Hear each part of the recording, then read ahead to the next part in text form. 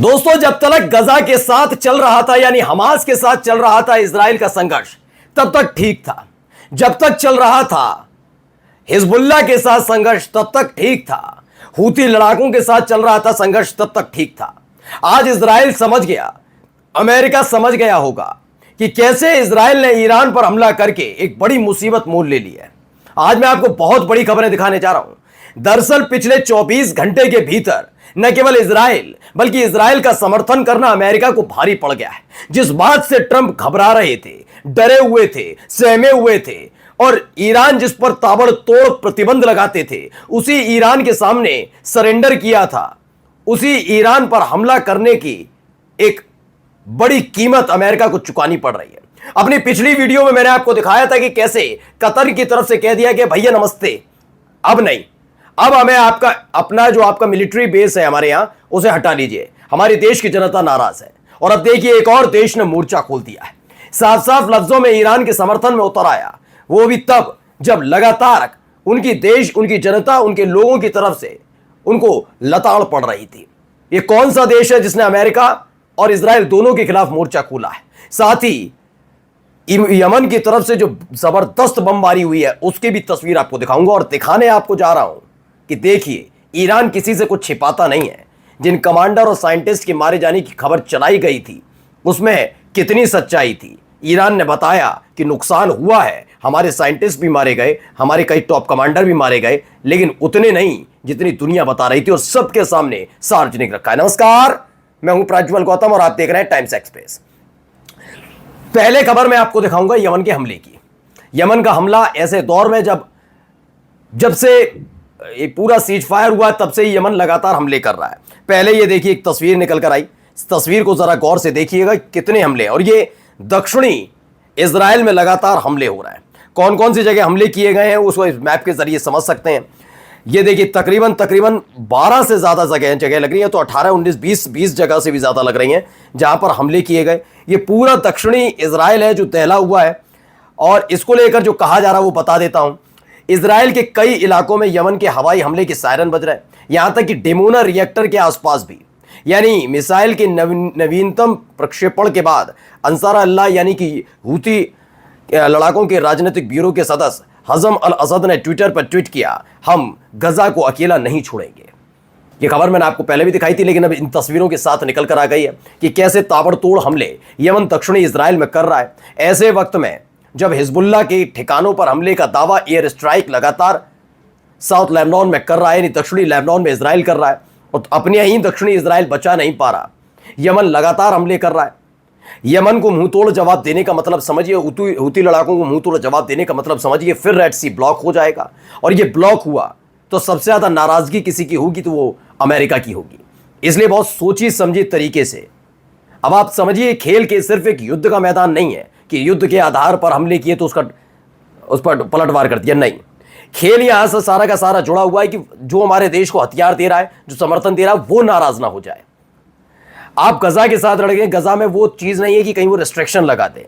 ऐसे लेबनान को अगर आप देखेंगे तो ऐसी चीज नहीं है कि वो कहीं रेस्ट्रिक्शन लगाकर पश्चिमी देशों को झटका देते। लेकिन हूती लड़ाकों के पास रेड सी है, ईरान के पास हमने आपको दिखाया था हॉर्मुज, स्ट्रेट ऑफ हॉर्मुज था, जिसको बंद करने का ऐलान कर दिया था। और ईरान की संसद ने कहा था हम बंद कर रहे हैं, बंद कर ही दिया था। वो बात अलग है कि जब हमला अमेरिका के बेस पे हुआ, अमेरिका ने सरेंडर किया, सब कुछ ठीक हो गया। अब किसी भी तरीके से नहीं चाहते कि युद्ध की तरह रहे। अगर हमला हो रहा है तो उसका जवाब दिया जाए, लेकिन सीमित दायरे में, जबरदस्ती इतना बड़ा ना कर दिया जाए कि उसका खामियाजा कई देश उठाए और फिर अमेरिका पर बनाए। इसीलिए अमेरिका बहुत सोच समझ कर चल रहा है। यमन के हाथों पहले भी मात खा चुका है, न केवल अमेरिका बल्कि ब्रिटेन भी। अब ऐसे में देखिए, खबर निकल कर आई, लगातार दहराया जा रहा है, लेकिन अभी तक ये खबर नहीं आई कि इजराइल ने इतने ही तेज हमले यमन पर कर दिए हों, उसकी राजधानी सना पर कर दिए हों, ऐसा कोई खबर नहीं अभी तक। अब आइए एक और खबर, ये जो है मिस्र अमरीज, जब सऊदी अरब और खाड़ी के तमाम मुल्क अमेरिका का दामन छोड़ ईरान और हमास का साथ देंगे।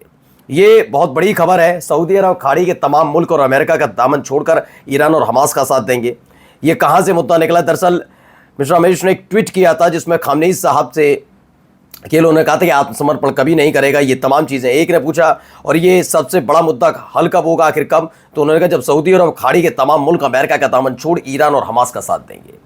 ये अपने आप में बहुत महत्वपूर्ण चीज़ है। बात मानिए, एक आंदोलन अलग तरीके से चला गया है, वहाँ की अपनी जनता खड़ी हो रही है। अभी फौरी तौर पर कतर की तरफ से बयान आया है, अब भी लिख कर लीजिए, सऊदी अरब भी इसमें शामिल होने जा रहा है, क्योंकि मसला सिर्फ इतना भर नहीं है कि उन्हें ईरान का साथ देना है, उन्हें इसके आगे ये भी बताना है कि मुस्लिम राष्ट्र जितने भी हैं उनमें कौन ज़्यादा ताकतवर है। दरअसल आप कितना ही माने या ना माने, हो सकता है मेरी वीडियो से आप मेरी बातों से सहमत होना हो, लेकिन कई ऐसे देश हैं जो अपने आप को मुस्लिम राष्ट्र जितने भी हैं उनका सर्वे सर्वा घोषित करने के लिए लड़ते हैं, अपनी ताकत दिखाते हैं। इस दौर में अगर मिडिल ईस्ट में जाकर देखेंगे ताज़ा हालात जो बने हैं, इसमें ईरान ने अपनी ताकत को सबके सामने रखा है कि ईरान में वो दम है, वो ताकत है कि अगर अमेरिका जैसा देश भी उन पर हमला करे तो ईरान नेतृत्व करने की क्षमता रखता है। इजराइल तो उसके सामने बौना है ही। अमेरिका को मुंह तोड़ जवाब देकर ईरान ने अपनी ताकत सार्वजनिक कर दी है। यानी तमाम मुस्लिम परस्त देशों में इस बात को लेकर हलचल है, उनके अपने देश, उनके अपने राष्ट्र में इस बात की हलचल है कि मुस्लिम देशों को कैसे गुलाम बनाने का काम अमेरिका करता रहा। सवाल वहां के लोग ये पूछने लगे हैं कि जिस अमेरिका ने हमारे देश, हमारी मातृभूमि, हमारी जमीन पर इतने लंबे समय से अपना बेस कैंप बना रखा है, क्या वो हमारे सैनिकों को अपने यहां ऐसे ही बेस कैंप बनाकर रहने देगा? नहीं रहने देगा। इसी सवालों से अब जूझ रही है कतर की सरकार भी, सऊदी अरब भी आएंगे, यूएई भी आएगा, जितने जहाज बने हुए हैं इनके बेस कैंप, वो सभी देश इसी चीज में अब आगे आकर अपनी सरकारों से सवाल पूछ रहे हैं। अब आइए अगली खबर आपको दिखा रहा हूं, ये देखिए, ये एक वीडियो निकल कर आई, पहले वीडियो देखिए। तो ये खमेनी साहब है, इमाम खमेनी साहब, उनको तो पहचान ही रहे, उन्होंने मेडल दिया है, मेडल ऑफ फेथ विक्ट्री का, मेजर जनरल सलामी को ये दिया गया है। जिस तरह से इजराइल को घुटने टेकने पर मजबूर किया और तो और अमेरिका को उसका लेवल, उसकी हैसियत याद दिलाई, उसके बाद ये एक तोहफे के तौर पर उन्हें सम्मानित किया गया। उन्हें बताया गया कि आपने यकीनन पूरी दुनिया में बता दिया कि ईरान है क्या चीज़। अब तक केवल ईरान के बारे में सुना जाता था, ईरान के बारे में बोला जाता था, ईरान के लिए कहा जाता था कि अमेरिका ईरान पर हमला करने से बचता क्यों है। अमेरिका ने यह बात सोची थी कि वो इजराइल के साथ युद्ध में घिरा हुआ है, इसलिए उसे कैसे भी करके तोड़ मरोड़ लिया जाए। लेकिन पूरी दुनिया ने ईरान की ताकत को देखा कि वो छुटभैया तरीके से काम नहीं कर रहा, उसकी पूरी रणनीति पहले से तैयार थी, उसने साबित किया। अब आपको दिखाता हूं वो तस्वीरें, जिन तस्वीरों को दिखाने से खुद इजराइल बचता है, लेकिन ईरान ने कहा ना, पूरी दुनिया को पता लगना चाहिए कि हमने क्या खोया, पूरी दुनिया को यह पता लगना चाहिए हमने क्या पाया। पाया तो सबको पता लग गया कि अमेरिका और इजराइल घुटने पर लाए, लेकिन पूरी दुनिया को यह भी पता लगे कि किस कीमत पर हुआ है। तो देखिए ये वीडियो। तो ये जनाजा है निकल रहा है किनका, ये ज़्यादातर वो ईरान के टॉप कमांडर्स हैं, जनरल्स हैं जिनकी शहादत हुई इजराइल के हमले में। वो न्यूक्लियर साइंटिस्ट हैं जिनका इंतकाल हुआ इसी हमले में, और उसको नकारा नहीं, छिपाया नहीं, दबाया नहीं, उन्होंने कहा खुलकर बताओ।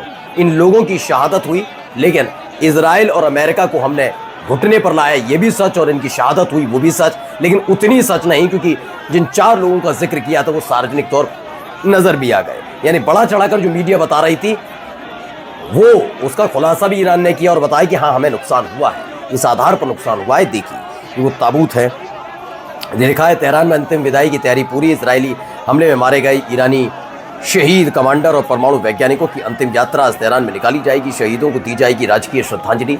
यानी कुल मिलाकर ईरान ने कुछ छुपाया नहीं और कुछ भी ऐसा नहीं कि बढ़ा चढ़ा कर किया हो। नमस्कार।